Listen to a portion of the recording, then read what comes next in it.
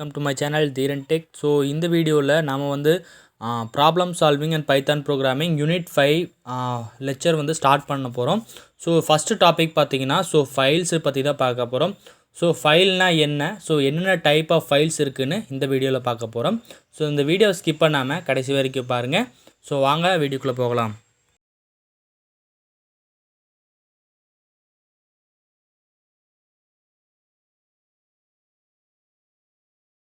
Fifth யூனிட்டில் first டாப்பிக்கே நமக்கு files தான் இருக்குது. அந்த ஃபைல்ஸ் அப்படின்னா ஃபஸ்ட் என்னென்னு பார்க்கலாம். File is a named location on disk to store related information. நார்மலாக ஒரு ஃபைலில் என்னென்ன பண்ணுவோன்னா நமக்கு அதுக்கு ரிலேட்டடான என்னென்ன இன்ஃபர்மேஷன் இருக்கோ அதெல்லாம் ஸ்டோர் பண்ணி வைக்கிறதுக்கு தான் ஃபைல்னு பேர். It is used to permanently store data in a memory. பர்மனெண்ட்டாக நம்ம ஸ்டோர் பண்ணுறதுக்கு யூஸ் பண்ணுறது பேர் தான் ஃபைல்னு சொல்கிறாங்க. ஃபார் எக்ஸாம்பிள் வந்து இங்கே என்ன கொடுத்துருக்காங்கன்னா ஹார்ட் டிஸ்க் அப்படின்னு கொடுத்துருக்காங்க. அடுத்து இந்த பைத்தானில் என்ன விதமான ஃபைல்ஸ் இருக்குதுன்னு பார்த்தீங்கன்னா 2 டைப் ஆஃப் ஃபைல்ஸ் இருக்குது. ஒன்று வந்து டெக்ஸ்ட் ஃபைல், இன்னொன்று வந்து பைனரி ஃபைல். இப்போ வந்து டெக்ஸ்ட் ஃபைல்னால் என்ன, பைனரி ஃபைல்னால் என்ன, இதுக்கு என்ன டிஃப்ரென்ஸ் அப்படின்னு பார்க்கலாம்.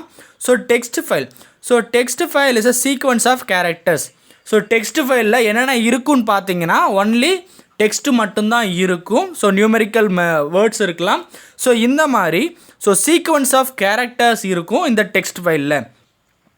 It can be sequentially processed by the computer in forward direction. இந்த இடத்துல நம்ம வந்து ஒரு டெக்ஸ்ட் ஃபைல் நம்ம க்ரியேட் பண்ணுறோன்னா அதில் இருக்கிற டெக்ஸ்ட்டு நம்ம ஃபார்வர்ட் டைரெக்ஷனில் வந்து ஆக்சஸ் பண்ணுவோம், அதாவது ப்ராசஸ் பண்ணுவோம் அப்படின்னு சொல்கிறாங்க.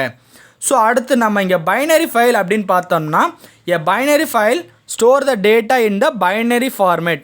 உங்களுக்கு தெரியும் பைனரி ஃபார்மேட் அப்படின்னு பார்த்தீங்கன்னா 0 and 1. கம்ப்யூட்டருக்கு என்னென்ன புரியும்னு பார்த்தீங்கன்னா 0 அப்புறம் 1 இந்த 2 வேல்யூஸ் மட்டும்தான் கம்ப்யூட்டருக்கு புரியும். பைனரி ஃபைலுக்கும் 0 and 1 ஃபார்மேட்டில் தான் இருக்கும்.